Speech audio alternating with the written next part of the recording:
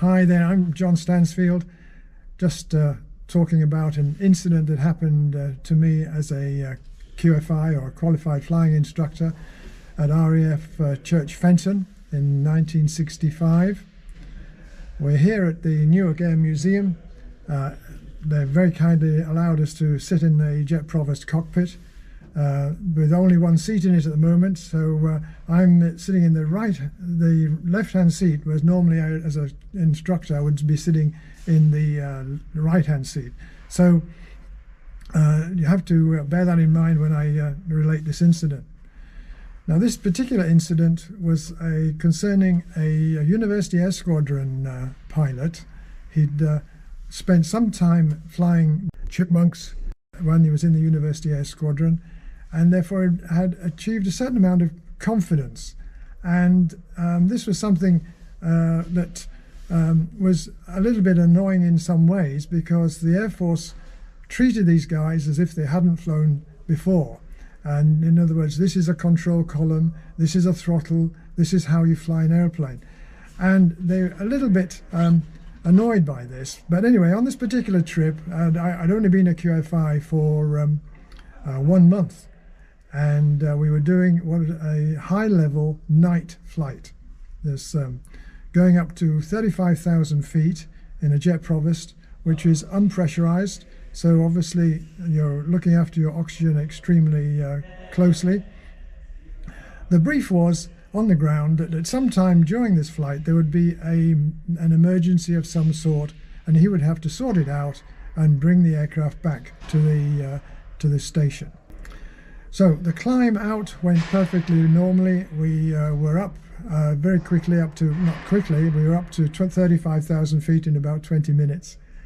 And the brief was to that height we would do medium turns. We'd just look at the situation, look at the ground, the horizon or lack of horizon in some cases, the stars, and then eventually we would come back to base.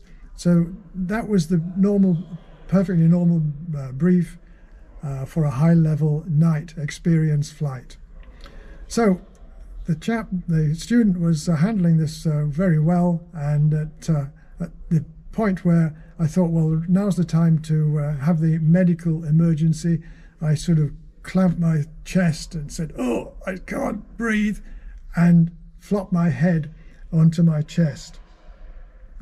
Now, at this point, he really should have just throttled back and gently lowered the nose, turned the aircraft toward base, called for possibly a steer toward base, where the base would tell him what magnetic heading he'd have to fly to get back to base.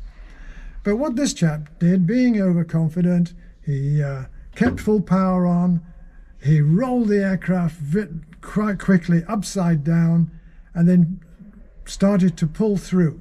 Now that means he was pointing straight at the ground, and unfortunately with full power on, we immediately hit compressibility. Now, compressibility is when there's a shock wave on the wing. It doesn't have to be up at the speed of sound for the whole aircraft, but for the somewhere on the wing there was a shock wave forming, and that gives you the result of vibration, of pitching. And I immediately, having realized what had happened, closed the throttle, put the speed brake out, said I have control, and then had to pull out of the dive. Now, in rolling upside down, you then topple the instruments. So normally in a situation like that, you would possibly rely on your instruments to find the nearest horizon and pull up to the nearest horizon. But on this occasion, fortunately, it was a starlit night, and there was a reasonably distinct horizon, so recovery was not a serious problem, but it could have been. And that was a very case of overconfidence. This chap thought he could do far better than his briefing on the ground. We flew back normally in a very quiet cockpit atmosphere, did a circuit and landed. And that was one of those things that as a young, new QFI, I thought I'll remember that, and I have done all these years.